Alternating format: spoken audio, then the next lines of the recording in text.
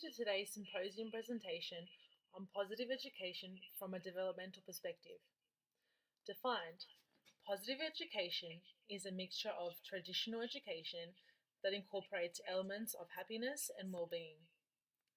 The current paper by Marquez, Lopez, and Paez Ribeiro, 2009, looks at the benefits of applying positive education in the school and environment through implementing a hope-based intervention program. As said in the introduction, Sinet's theory of hope was detailed, which characterizes hope as a human strength that enables individuals to clearly conceptualize goals, develop specific strategies, and provides motivation to achieve goals. They also explained how goal-oriented thinking is becoming more evident amongst youth, suggesting that education around how to achieve goals should be conducted in the school environment.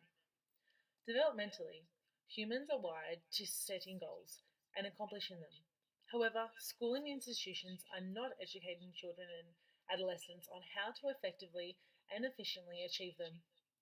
Research detailed that people high in hope tend to be more successful in goal pursuits, more physically, mentally, academically successful, and within children, hopeful thinking is associated with perceived competence and self-esteem and self-worth. Most importantly, Marquez et al. Believe children and adolescents who report higher levels of hope that view themselves in a favourable light and have positive self-reflection.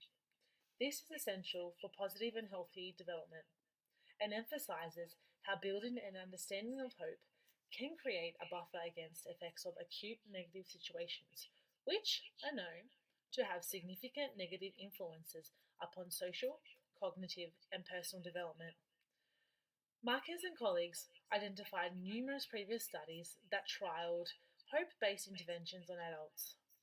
Chevron et al. 2006 found that in an adult population, adhering to a protocol designed to increase hopeful thinking and goal pursuit led to increases in hope, purpose in life, and self-esteem, and decreases in depressive states and anxiety symptoms.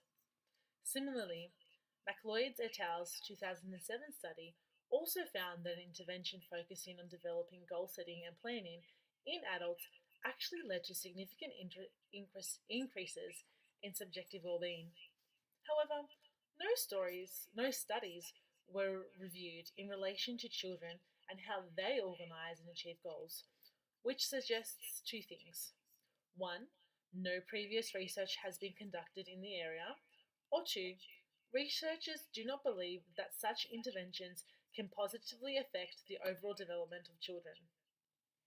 Interestingly, some studies do not believe that such interventions would be beneficial for children, as they saw that emotions, i.e., hope, are better understood at an older age.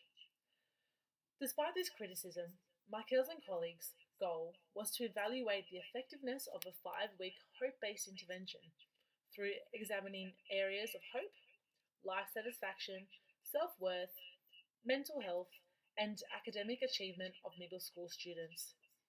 They hypothesized that when assessing a comparison group and an intervention group of students, the intervention group would have a significant increase in hope, full thinking, life satisfaction, self-worth, academic achievement, and better mental health. It was also hypothesized that the intervention group would display greater academic achievement. Participants were required to complete assessments before beginning the experiment, post beginning the experiment, 6 months later, and an 18th month follow-up. 4 questionnaire-based scales: self-worth scale, the mental health scale, students' life satisfaction scale, the global self-worth subscale, and the mental health inventory 5, as well as an academic achievements reports were used in the study. A brief description of each are detailed here.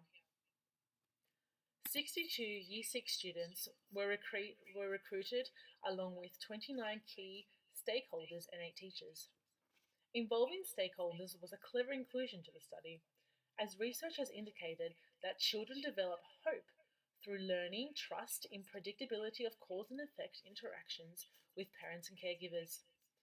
Both groups were asked to complete 2 questionnaires at the beginning of the experiment and 2 at the end. However, the intervention group were provided with 5 60-minute therapy sessions using the intervention program Building Hope for the Future.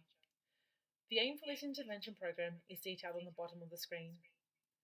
Parents and teachers sat in on the first intervention session.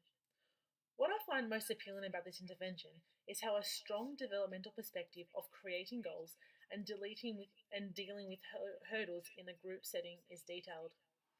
It highlights that positive education can be implemented to help individuals believe in the power of hope and illustrates the importance of group support.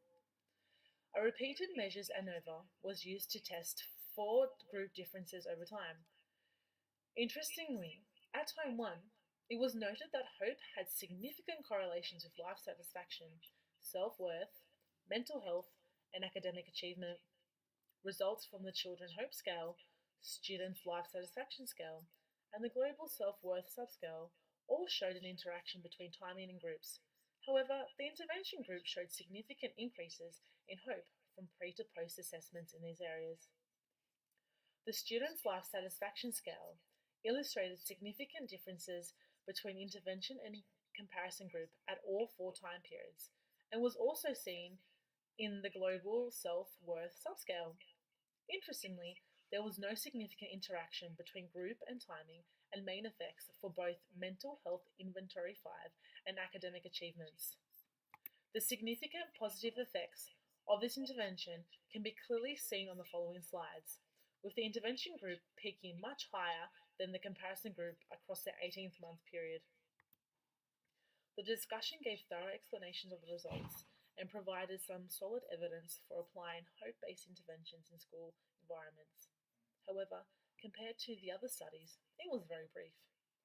Changes in Children's Hope Scale, Students' Life Satisfaction Scale, and the Global Self-Worth Subscale suggest interventions designed to increase students' personal development increases psychological contrasts. Interestingly, this paper found similar outcomes presented by Chevron et al. 2006, however within a younger age, suggesting that protocols designed to increase hopeful thinking can be implemented upon children. As hypothesized, the comparison group demonstrated no change in hope, life satisfaction, and self-worth from baseline to follow-up assessment. The study highlighted how students can increase their confidence in their ability to achieve desired goals through education and practice, which allows them to develop a positive attitude toward themselves and their life. The study has numerous strengths, including the potential to address issues of efficacy, accessibility, and sustainability in youth. No previous studies have explored hope in students with collaboration of key stakeholders, and results have important scientific and social implications and contribute to the understanding of longitudinal development of children's hope and positive thinking. However, the study has several limitations. The introduction did not detail the hypotheses of the study very well. It wasn't until you got to the results section that hypotheses were addressed as being either rejected or retained. However, they were not explicitly stated at the start. A randomized control trial design was not used, which is not very valid or reliable in studies. It would have been good if a placebo group was also used to see whether subtly teaching without noticing can impact individuals. A very small female dominant sample was used, which could have influenced the results. Clarification of key stakeholders' contributions and scores were not specified. And lastly, no replication of the study has been conducted, suggesting there could be problems with direct replications. Future research should ensure that key stakeholders are referenced properly and have their results contributed to the study. Future studies should also consider obtaining feedback from participants on the benefits they found on using a holistic intervention approach. Lastly, a larger and more diverse sample is highly recommended and important for determining generalization of these findings. In conclusion, the paper provides detailed understanding of how positive education through interventions such as Building Hope for the Future can positively influence the personal development of children. Marquez et al. 2009 illustrated that interventions based to foster hope in middle schoolers can actually produce psychological benefits by increasing hope, life satisfaction, and self worth in children. Thank you.